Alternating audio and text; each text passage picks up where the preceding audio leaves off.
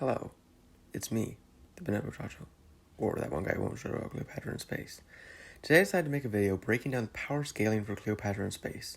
There's not going to be a lot of editing, so it's going to be the thumbnail the whole time, so you don't have to keep your eyes on the video the whole time, okay? Okay, cool. Also, a disclaimer, since it is virtually impossible to find scans for these feats online for some reason, so I'm just going to be breaking them down, and you'll just have to take my word for it. Sorry, I wish I could do better. Okay, so in case you don't know, Cleopatra in Space is a book series about, Cleopatra gets sent into space by an object called the Time Tablet, which is used then as a catalyst for several events, and she has to fulfill a prophecy to defeat this evil conqueror called Octavian. Got all that? Good. Basically, book 1 through book 2 have basically no relevant scaling. The only relevant things are, street level to peak human stuff, and it tells us that ray guns are basically light, which is helpful for scaling later.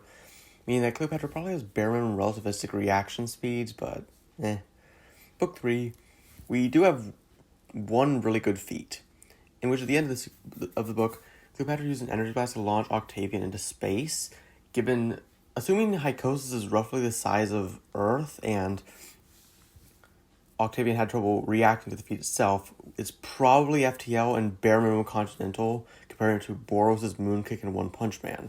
That's the most comparable feat I have. Just upscaling to be faster and stronger because it launched him farther and it also was faster. Book 4, we have Cleopatra getting impaled by a bounty hunter Ophiuchus and dying, but then regenerating and coming back to life and killing him.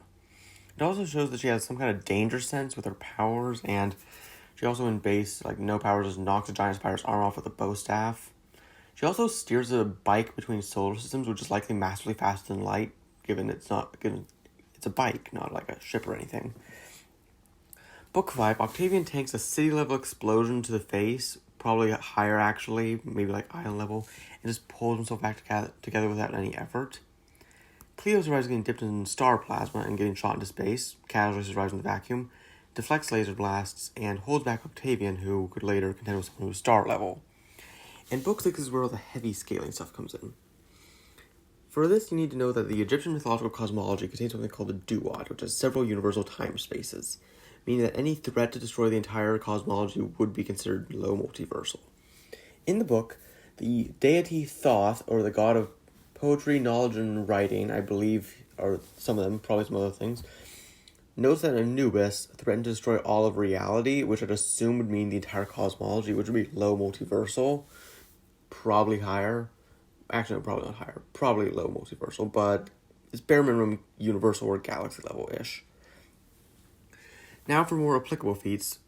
There's one feat of Cleopatra blowing up a star, which pretty solid, pretty indisputable. She just jumps to a star, just casually flexes, and it just explodes. Then we later see Octavian scale directly to her by actually overpowering her. We see Yozira, who is a distant descendant of Cleopatra, one-tap the Xerxes fleet. And we also see Cleopatra kill Anubis, who is bare minimum galaxy level. But, like I said, probably he's unit to low multi off of various thought statements.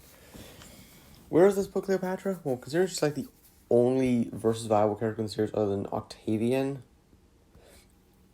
that would put both of them a roughly star level to low multiversal, probably star level more conservatively. I'd say you put post-time skip, there's a time skip at the end of the book, post-time skip Cleopatra at low multiversal, and you put Octavian at the point of his death at star level. And that's probably about it. Most of the other characters aren't really versus viable, usually scaling at building level, maybe with weapons, or street level without. Oh, I should also note that there's a TV show that I have not seen, maybe it has some crazy scaling in it, but I refuse to watch it out of my own sanity, so keep that in mind. Well, that's all I had. I hope this really helps with anyone who's trying to scale the series. If you have any questions about certain characters and their scaling, just put it in the comments, and see y'all next time. Oh, and as a heads up, my next video will be 10 characters I wish to see on Death Battle but don't have good opponents for.